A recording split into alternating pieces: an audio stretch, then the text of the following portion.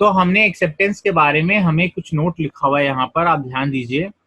That an offer and acceptance must be communicated to the other person in order to be valid.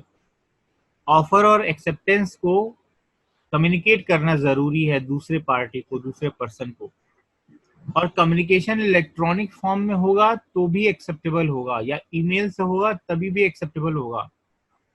ठीक है, जैसे कि आप जब कोई लॉगिन करते हैं तो आपसे इंटरनेट में पूछता है आई एग्री, तो उसमें आप टिक करके एग्री पे क्लिक कर देते हैं, तो वो एक्सेप्टेंस भी वैलिड है कानूनी तौर से। An offer lapses by revocation और विड्रॉल।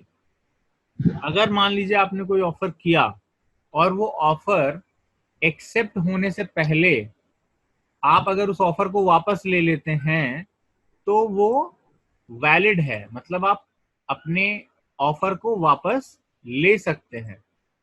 आप अपने ऑफर को वापस ले सकते हैं एक्सेप्ट होने से पहले।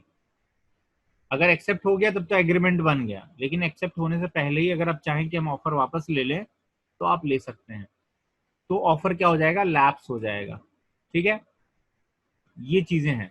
अब इससे रिलेटेड एक बहुत इंपॉर्टेंट केस है, Carlill versus carbolic smoke ball company. ये है स्मोक बॉल कंपनी केस है, Carlill versus carbolic smoke ball company. अब इसके केस के फैक्ट्स को ध्यान से सुनिए। इसमें एक स्मोक बॉल बनाने वाली कंपनी थी जो कि मेडिसिन बनाती थी, जिसको कि स्मोक बॉल कहा जाता था। यानी एक ये जो कंपनी है ये मेडिसिन मैन्युफैक्चर करती थी और उस मेडिसिन का नाम था स्मोक बॉल।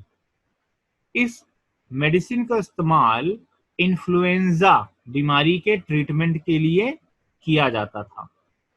कंपनी ये मानती थी कि ये मेडिसिन इन्फ्लुएंजा को पूरी तरीके से ठीक कर देती है, और उसने एक एडवर्टाइजमेंट भी इस नाते पब्लिश कर दिया कि अगर किसी पर्सन को हमारी ये दवा खाने के बाद दोबारा से इन्फ्लुएंजा हो जाए, ठीक है, अगर 15 दिन तक लगातार कोई हमारी इस स्मोक बॉल को कंज्यूम करे, इस दवा को ले, तो उसको कभी इन्फ्लुएंजा नहीं होगा, और अगर उसको दोबारा हो जाता है तो हम उसको 100 पाउंड्स का इनाम देंगे।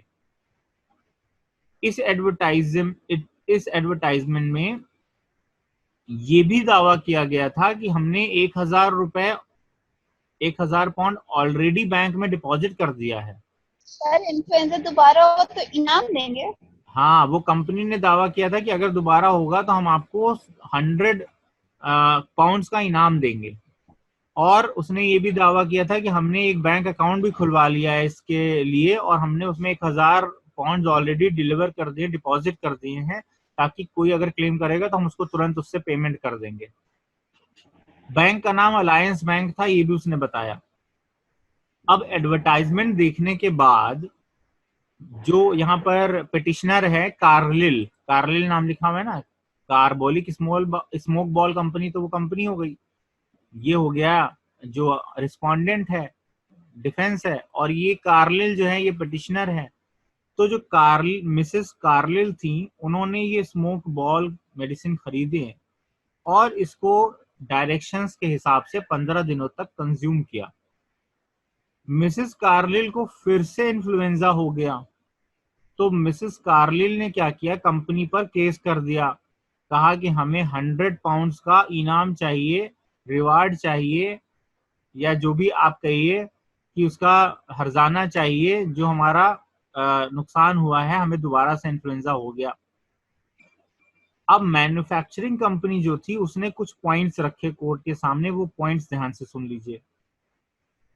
मैन्युफैक्चरिंग कंपनी ने पहली बात जो कही वो ये कही कि हमारा कोई इंटेंशन लीगल रिलेशन क्रिएट करने का था ही नहीं, हमारा कोई लीगल रिलेशनशिप क्रिएट करने का इंटेंशन था ही नहीं, and the advertisement was put up only to boost the marketing of the smoke ball medicine. Advertisement तो हमने केवल अपनी सेल बढ़ाने के लिए कर दिया था। दूसरी बात उसने ये कही कंपनी ने कि the advertisement was not an offer. Advertisement कोई ऑफर नहीं था, क्योंकि हमने किसी पर्टिकुलर पर्सन को थोड़ी किया था, हमने मिसेस कार्लिल को थोड़ी ऑफर किया था कि आप खाएंगे तो आपको से हो जाएगा तो हम आपको इनाम देंगे। हमने तो पब्लिकली ऐसे ही बोल दिया था, पूरी पब्लिक को बोल दिया था, हमने सबको एक एक जाकर के ऑफर का जो ऊपर आपने पढ़ा कम्युनिकेशन जरूरी है, उसने इसी बात को कहा कि हमने कम्युनिकेशन थोड़ी किया था इनको पर्सनली जाकर, हमने तो एडवर्टाइजमेंट किया था अपनी सेल बढ़ाने के लिए। अब आप ये बताइए कि क्या कोर्ट का क्या डिसीजन होना चाहिए, और जो कोर्ट ने डिसाइड किया वो ये था कि कंपनी का जो कंटेंशन था, यानी कंपनी का जो दावा था, ये जो बातें कंपनी बोल रही थी, उसको कोर्ट ने रिजेक्ट कर दिया और उसने मिसेस कार्लिल को 100 पाउंड्स का क्लेम देने के लिए कंपनी को कहा कि उनको पैसा दिया जाए। कोर्ट ने ये भी कहा कि भाई आपने 1000 पाउंड जो है वो अलायंस बैंक में डिपॉजिट करने का दावा किया था, और जब ये चेक किया गया है तो ये सच बात है कि आपने पैसा उसमें डिपॉजिट किया हुआ है, तो आपने उसमें डिपॉजिट भी किया है, तो ये केवल आप एडवर्टीजमेंट में नहीं कह रहे हैं, बल्कि आपका इंटेंशन था कि अगर किसी को बीमारी होगी तो हम देंगे पैसा। So the smoke ball company was evidence that the company had real intention to enter into a legal relationship. इससे साबित हो गया कि आपका लीगल रिलेशनशिप एस्टैब्लिश करने का इंटेंशन था। अब जो ऑफर है उसके बारे में जो उन्होंने कहा था कंपनी ने कि हमने पर्सनली तो नहीं कहा मिसेस कार्लिल को, so an offer can also be made to the world at large. Court ने कहा कि ऑफर पब्लिक एट लार्ज भी किया जा सकता है, यानी आप एक एक को जाकर कहें उसके बजाय आप सबको एक साथ एडवर्टाइजमेंट के थ्रू भी, या सबको एक साथ पब्लिक एट लार्ज को भी आप ऑफर कर सकते हैं। इसको हम लोग लीगल टर्म्स में जनरल ऑफर कहते हैं। जनरल ऑफर का मतलब कि जब पब्लिक एट लार्ज को ऑफर किया जाता है, और पर्सनल ऑफर का मतलब जब किसी पर्सन को जाकर के आप कोई चीज ऑफर करते हैं, तो it is called general offer and it is valid, और कोर्ट ने कहा कि ये वैलिड है। In the case of general offer there is no need for communicating acceptance to the offeror.